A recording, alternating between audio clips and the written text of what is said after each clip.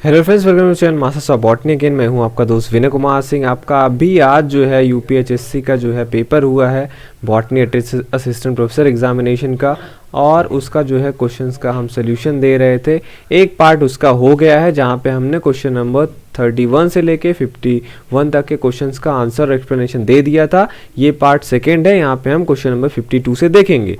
The main component of jute fibre is, jute fibre का जो main component होता है पूछा है आपसे वो क्या है। तो अगर हम केमिकल कंपोजिशन की बात करें जूट फाइबर्स का, तो सबसे ज़्यादा वहाँ पे सेलुलोज होता है 64%, फिर हेमी सेलुलोज होता है 12%, लिग्निन का कंटेनेंट 11.8% और वाटर 10% होता है। जो मेन कंपोनेंट क्या हुआ जूट फाइबर का, वो सेलुलोज हुआ। इस हिसाब से इसका ए वाला ऑप्शन सही है। क्वेश्चन नंबर 53 पे आते हैं। क्रेब्स साइकिल पूछा है। Krebs cycle is completed by the process. Krebs cycle जो होता है किस प्रोसेस से कंप्लीट होता है? ऑक्सीडेशन और रिडक्शन। तो जो सबसे सटीक चीज इसमें है, करेक्ट आंसर वो होगा आपका ऑक्सीडेशन, क्योंकि क्रेब्स साइकिल में जो मेनली जो सारे स्टेप्स हैं वो वहाँ पे ऑक्सीडेशन इन्वॉल्व होता है, इसलिए इसका करेक्ट ऑप्शन बी होगा। ठीक, क्वेश्चन नंबर 54 पे आते हैं। Spindle fibres are compose. अब अगर आपको पता है स्पिंडल फाइबर किसके बने हुए होते हैं, तो स्पिंडल फाइबर क्या होते हैं? एक्चुअली माइक्रोट्यूब्यूल्स होते हैं, और माइक्रोट्यूब्यूल जो होता है अल्फा और बीटा ट्यूब्यूलिन के बने हुए होते हैं, और अल्फा और बीटा ट्यूब्यूलिन्स दे आर प्रोटीन्स। तो करेक्ट ऑप्शन इसका बी होगा। क्वेश्चन नंबर 55 पे आते हैं। Number of CO2 molecules evolve during glycolysis. तो ग्लाइकोलिसिस पे आप देखेंगे जो उसके एंड प्रोडक्ट्स हैं, तो वहां पे 2 पायरुवेट मॉलिक्यूल्स आपको मिलता है, 2 नेट ATP का गेन हमें होता है, और 2 NADH हमें मिलता है। CO2 कहीं भी इस स्टोरी में नहीं आता है, इसीलिए इसका करेक्ट ऑप्शन क्या होगा? D0। क्वेश्चन नंबर 56 पे आते हैं। Annulus of moss capsule separates. जो एनुलस होता है मॉस के कैप्सूल में, वो किसको किससे सेपरेट करता है? तो अगर आप कैप्सूल का स्ट्रक्चर देखते हैं, ठीक है, ब्रायोफाइट्स में जो होता है, तो वहाँ पे आप देखेंगे सीटा होता है, सीटा के ऊपर कैप्सूल होता है, और उनके थोड़ा सा पोर्शन जो है वहाँ पे वो होता है आपका एपोफाइसिस। उसके ऊपर का मेन पोर्शन थीका होता है, थीका के ऊपर लगा हुआ होता है आपका क्या?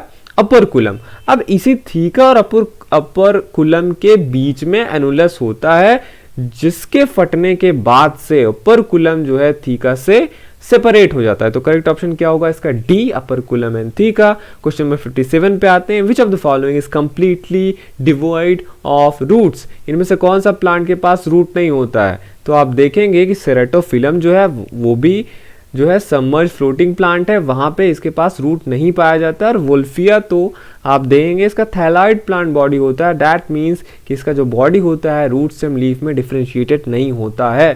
तो Wolffia and Ceratophyllum both are the correct answers. Question number 58 पे आते हैं। Epigynous flowers and basal presentation is found in. जब भी एपिगाइनस फ्लावर हो, फ्लावर इपी है, तो तुरंत ओवरी आपका इंफीरियर हो जाएगा, और इंफीरियर ओवरी आपको किस में मिलता है? रूबिएसी, एस्ट्रेसी, क्यूकरबिटेसी में भी मिलता है, और एपिएसी में भी देखने को आपको मिलेगा।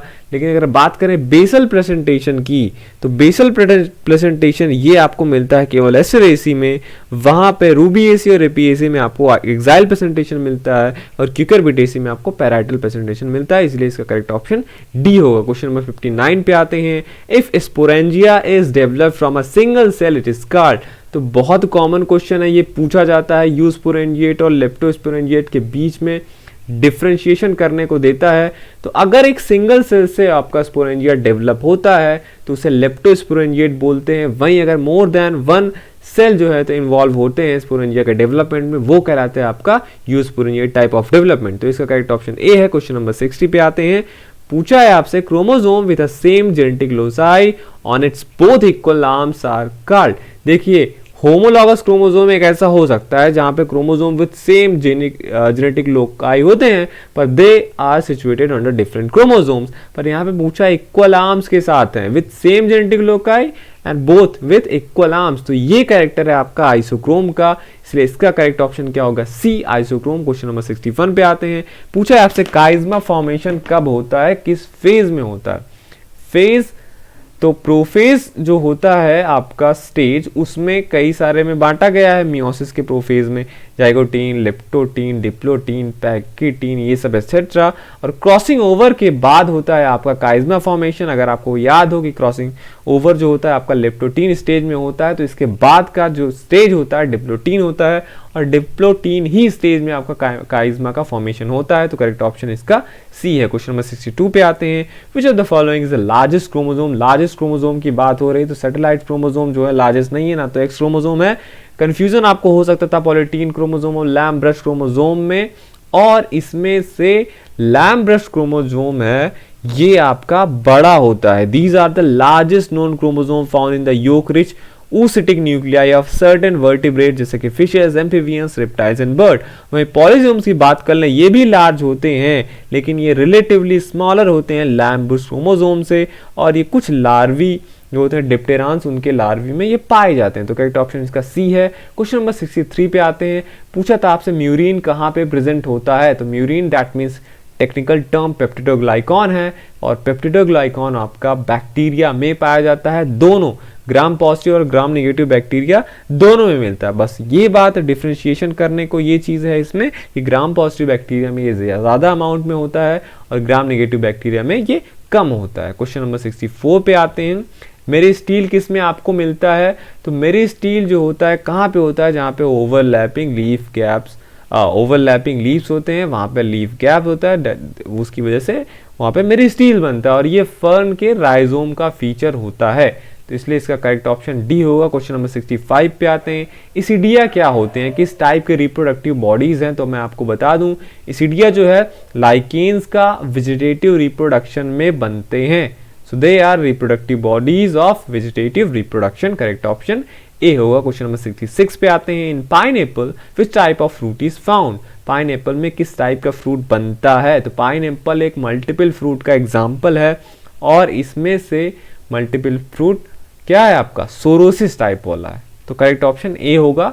67 पे आते हैं, which of the following enzyme is use for isolation of protoplast, कि जब भी आप प्रोटोप्लास्ट का आइसोलेशन करते हैं तो उसमें कई सारे एंजाइम हैं जिसको आप यूज कर सकते हैं, जैसे सेलुलेजेस हैं, हेमिसेलुलेजेस हैं और पेक्टिनेजेस हैं। तो सेलुलोजेस में जैसे ओनोजुका आता है, सेलुलोज आर्टेन आता है, हेमिसेलुलोज में हेमिसेलुलेज आता है और रोजाइम आता है HP150। पेक्टिनेजेस में देते हैं तो देख लें हम, तो मैसरो एंजाइम आर्टेन आता है और मैसरेज आता है। तो मैसरो एंजाइम है यहाँ पे, जो कि एक एंजाइम है जिसको हम यूज करते हैं प्रोटोप्लास्ट के आइसोलेशन में। क्वेश्चन नंबर 68 पे आते हैं, the plant hormone which inhibit cell division is, इसमें से कौन सा प्लांट हार्मोन है जो इनहिबिट करता है सेल डिवीजन को। तो जब आप एब्सिसिक एसिड का फिजियोलॉजिकल इफेक्ट पढ़ते हैं तो वहां पे आप ये भी पढ़ेंगे, ये जो होता है कई सारे जो है बायोलॉजिकल प्रोसेस को वो करता है, stomatal closure, inhibition of fruit ripening, seed dormancy, as well as inhibition of cell division. तो यही इसका करेक्ट ऑप्शन है C, abscisic acid.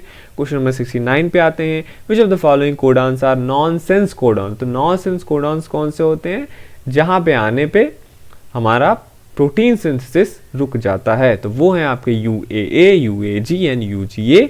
Correct option B. Question number 70 पे आते हैं, who propose the theory of pseudoallelism. तो इसका trace मुझे कहीं पे नहीं मिला कि ये जो स्यूडो एलिलिज्म है ये थ्योरी किसने दी थी। ठीक, तो इसके बारे में मैं नहीं बता सकता हूँ कि इसका ना तो किसी रिसर्च आर्टिकल में मेंशन है ना तो किसी बुक में ये मिल रहा है। अगर आपको इसके बारे में आंसर पता हो तो आप कमेंट करके बता सकते हैं। ये था इस वीडियो का, इस जो क्वेश्चन पेपर हम सॉल्व करा रहे हैं इसका सेकेंड पार्ट। नेक्स्ट पार्ट मैं जल्दी डालता हूँ नेक्स्ट वीडियो में।